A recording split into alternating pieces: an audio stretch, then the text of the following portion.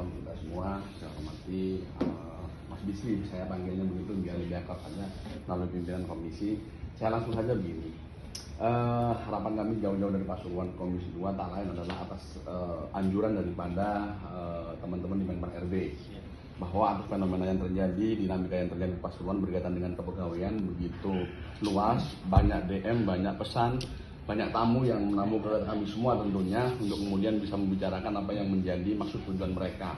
Bahwa hari ini momentum untuk mengangkat pegawai non PNS yang sebelumnya begitu, baik itu pegawai teknik di lingkungan OPD maupun di lembaga pendidikan maupun di kesehatan, itu semua menjadi momentum yang menarik bagi semuanya untuk kemudian dapat kesejahteraan tanda kutip yang telah mereka tunggu-tunggu. Nah, melihat Pasuruan hari ini sudah ada yang lolos, alhamdulillah 3.694 yang sudah lolos, ada yang sudah masuk tahap 2 sekitar 814-an, ada yang tidak masuk. Ada yang tidak masuk itu maknanya, yang tidak masuk itu maknanya adalah dia 2 tahun, sudah lebih dari 2 tahun, cuman dia masuk CPNS, tes CPNS sehingga tidak bisa diterima, atau dia lebih dari 2 tahun, cuman tidak masuk database, itu juga tidak masuk, sehingga itu ada angka 769 yang tidak masuk, sehingga ini menjadi menjadi terkatung-katung hari ini, dan beberapa sudah dirumahkan, yang kemudian juga berharap terus dari kita semua. Lepas daripada itu, Mas Bisri, dengan tadi juga ini akan dicatat risalah menjadi risalah yang kemudian akan disampaikan dalam rapat besar di Komisi 2, yang kemudian risalah ini akan disampaikan kepada kementerian, kira-kira begitu.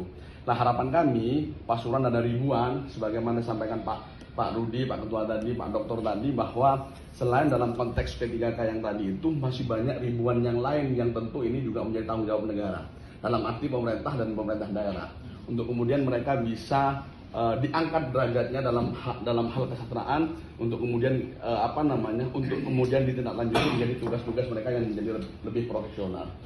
Banyak sekali hari ini kita melihat guru PAUD. Saya ngomong PAUD ini agak kenceng karena apa? Guru PAUD dalam undang-undang ASN dia tidak termasuk guru, Pak. Dalam undang-undang guru dan dosen dia tidak masuk guru, tapi masuk pendidik. Kategorinya non formal dan informal. Ini kemudian yang mereka tidak akan punya nasib jelas, tidak bisa masuk dalam pendataan P3K, tidak akan bisa masuk ke CPNS atau PNS, yang mereka akan menjadi tenaga pendidik. Yang bayarannya mereka bisa bayaran 150, 150, 100.000. Dia sudah ngajar selama 15 tahun, bayarnya segitu. Padahal kualifikasi akademiknya sudah S1. Yang kadang-kadang ini menjadi PR memang, ada S1 yang belum linear dengan pendidikan PAUD dan seterusnya. Tapi lepas daripada itu menjadi tanggung jawab kita bersama. Belum lagi guru-guru swasta yang lain dan seterusnya. Itu di luar konteks yang 769 yang tadi. Jadi harapan kami, aspirasi ini yang kita bawa dari Pasuruan ini juga menjadi catatan khusus di Komisi 2 untuk kemudian disampaikan kepada kementerian bahwa anggaran yang hari ini alhamdulillah defisiensi besar untuk rakyat, yang Pak Prabowo menyampaikan akan ada 33.000 lembaga pendidikan yang rusak yang akan segera diperbaiki percepatan gitu. Dan hari ini juga ada fokus makanan bergizi yang luar biasa, dan tentu pendidikan menjadi prioritas pemerintah hari ini, yang kami melihat ada anggaran sekitar 750 triliun yang hari ini akan dijadikan modal untuk Danantara. Nah, ini kan menarik. Satu sisi pemerintah sudah mengerujutkan misi besarnya untuk pendidikan, sisi yang lain masih banyak guru yang tanda kutip menderita atau tertindas dengan pilihan mereka menjadi guru.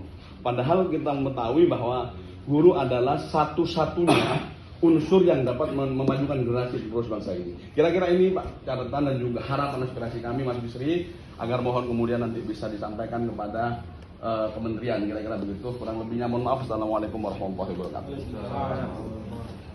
Ada yang lain, Bapak Ibu?